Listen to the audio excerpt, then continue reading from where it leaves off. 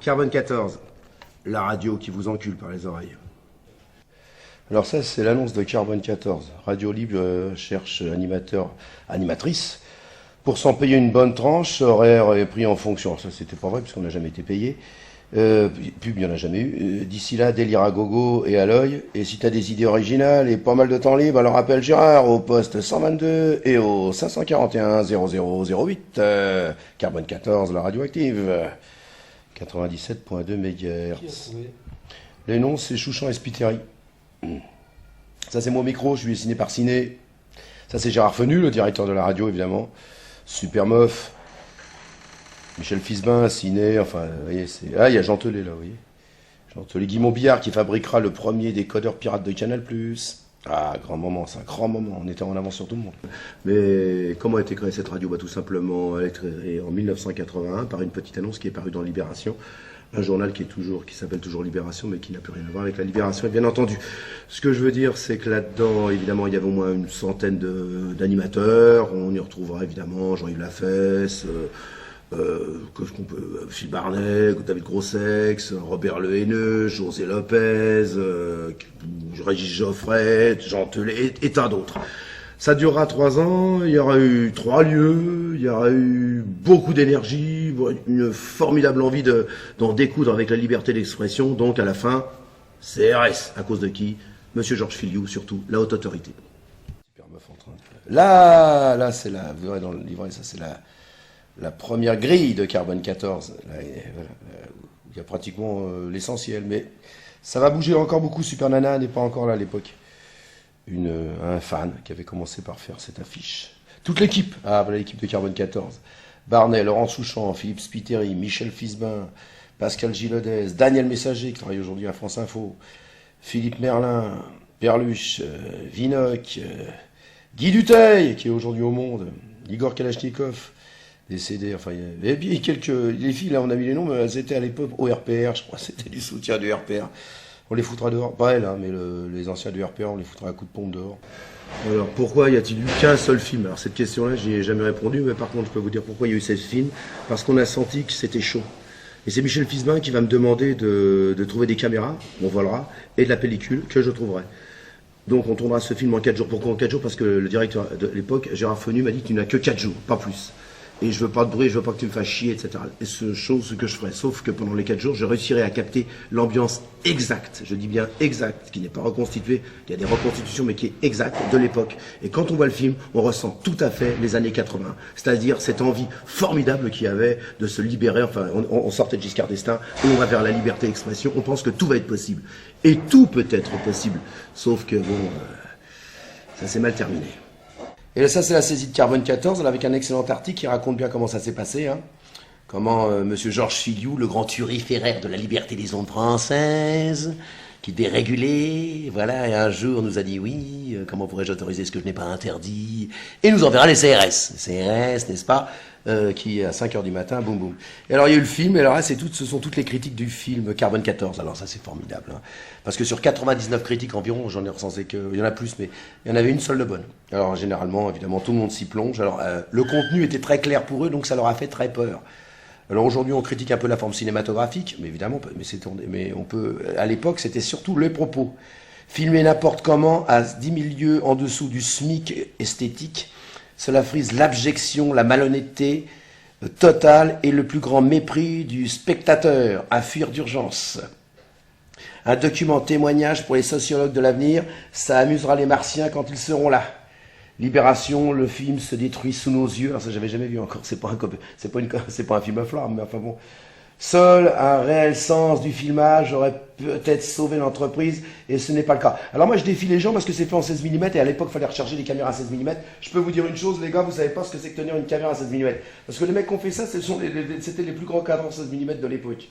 Alors évidemment, le Nouvel Observateur, confiné dans son humanisme sociologique, socialiste soviétique, la radio la plus affligeante, la plus ringarde, la plus bête, la plus débilement provocatrice, n'est pas faite pour être vue. Vous vous rendez compte? Oui. Mais surtout aussi, ils ajoutent ne pas être écoutés non plus. Surtout par le truchement d'un film nullissime. C'était vraiment la haine. Pourquoi ce film me pose tant de problèmes? C'est parce que on le sort en DVD, ça fait 30 ans qu'il ne sort pas, et quand je l'ai revu récemment, j'ai eu l'impression plus pas d'un film, mais d'un manifeste. J'ai compris une chose, c'est qu'au Festival de Cannes, avant d'y aller, le film devait sortir dans 70 salles en France, par UGC. UGC refusera de le sortir finalement, et c'est un petit distributeur, la Talent, Gérard Bourgeois, qui le sortira dans 2 salles. Voilà. Et je comprends aujourd'hui la portée de ce message, puisque quand je revois le film, qu'est-ce que je vois? Je vois tout ce qui manque aujourd'hui. Et je vois la saloperie qu'a fait ma génération. Ma génération, moi j'ai 58 ans.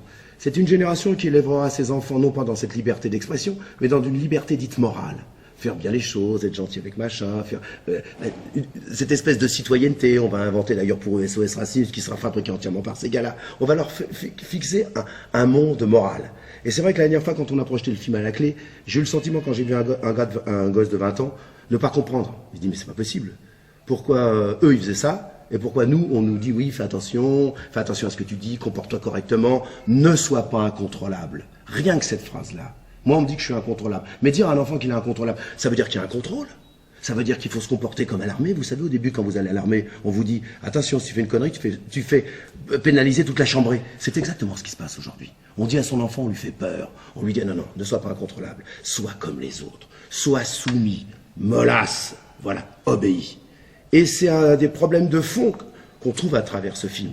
C'est qu'on voit des gens qui ne sont pas incontrôlables, mais qui ont envie de vivre, qui ont envie de liberté. Dans une situation comme on vit actuellement, difficile quel pays, c'est pas avec des CRS qu'on va régler les problèmes, mais c'est avec de la culture. La culture et la santé, c'est ça qui bâtit les civilisations. Quand vous n'avez pas de culture, ou vous avez une culture mollasse, vous voyez ce que je veux dire en ce moment? Vous les entendez beaucoup, les gens de la culture? Vous entendez personne. Parce qu'ils chutent tous dans leur benne. Et pour une raison bien particulière, c'est que on ne sait pas ce qui va se passer. On est comme dans un régime soviétique, finalement. On se dit, on attend, on a peur, on se cache. Et si j'avais pas ma subvention? Et si j'avais pas mon théâtre? Et si j'avais pas ci, et si j'avais pas ça? Voilà. Et c'est comme ça qu'on fait de la culture aujourd'hui en France. Alors qu'un artiste, ça doit être incontrôlable. Ça doit être quelqu'un qui vit, qui bouge. Alors dis donc, quand on parle des surréalistes, des impressionnistes, quand on parle surtout de Boris Vian, parce que je viens de relire un de ses bouquins là récemment, où on parle d'auteurs contemporains, moi je suis abasourdi par la lâcheté de ma génération, qui n'assume pas du tout la culture, qui n'assume rien, qui ne pense qu'à, bon bah voilà, je fais de la musique, bah voilà, t'as vu ma pièce, l'année dernière c'était l'année Feydeau, cette année c'est l'année Brassens, l'année d'après ça sera peut-être l'année Poulidor, l'année d'après ça sera l'année Johnny Hallyday, on se fout de la gueule du monde quoi. Alors Carbone 14 à Cannes, ça c'est nous. Alors, il y avait un panneau là, vous voyez là, un panneau devant le Majestic, je crois, oui c'est ça, vous voyez, là c'est Belmondo, là c'est Delon, et à l'époque ils étaient distribués en vidéo, c'est pas la vidéo, c'est la cassette VHS, c'était René Château. Et la fête, c'est le coup de génie, comme on arrivait à Cannes sans rien, on dormait sur la plage, mais pas monsieur G. Jacob, souvenez-vous, il a dit, bah, Delon va dire j'encule Bébel, et l'autre dira j'encule Bébel, j'encule Delon. Enfin, non, je suce Delon, j'encule Bébel. Voilà. Carbone 14, notre prochain spectacle. Il doit sortir en salle dans 70 salles, donc ça a été que 2. Et alors là, tout de suite, Delon est sorti. C'est Belmondo qui est sorti. Non, il y a Delon. Et on s'est retrouvés tous en cabane le soir, surtout moi. Je me suis retrouvé en slip. Et il y a le directeur du Festival de Cannes qui est venu me chercher en personne alors que j'étais en slip et qui m'a dit, Monsieur Galop, quand on fait du cinéma, on se tient correctement. Et c'est là que j'ai appris ce que voulait dire le mot incontrôlable. Voilà, quand vous faites de la culture jeune, je m'adresse aux écoles de théâtre, de cinéma et de culture, il faut être contrôlable. Contrôlable, c'est-à-dire soumis. Hein? Soumets-toi à tes maîtres, soumets-toi à ton environnement qu'il y a autour, sois bien obéissant, sois bien gentil. Hein? Voilà. Incontrôlable, c'est pas artiste pour, il faut être contrôlable. Voilà, c'est-à-dire les ch'culs. Regardez comme l'époque d'aujourd'hui ressemble terriblement aux années 80. C'est consternant. C'est-à-dire qu'on a un PAF, qu'on appellera le PAF beaucoup plus tard, mais disons très ordonné, très vieux, des gens qui ne risquent rien, des variétés avec les mêmes chanteurs qu'on a aujourd'hui. D'ailleurs, on célèbre les chanteurs des années 80, on les célèbre aujourd'hui. Tout ça Tout ça est déjà à chier. Et ça, on le ressent comme aujourd'hui. Les gens, quand ils regardent la télévision, disent « Mais c'est à chier. Qu'est-ce que c'est que toutes ces séries qu'on nous balance à la télévision, que cette pseudo-liberté d'expression, avec ces pseudo-débats où on se fait chier autour des chaises ?» Pourquoi on se fait chier autour des chaises? Parce qu'on a l'impression que les gens, quand ils parlent dans le poste, ils s'autocontrôlent, ils s'autocensurent, parce qu'il y a des choses à pas prononcer. Le CSA veille, et aussi tout le genre d'associations, d'associations comme l'ICRA, etc.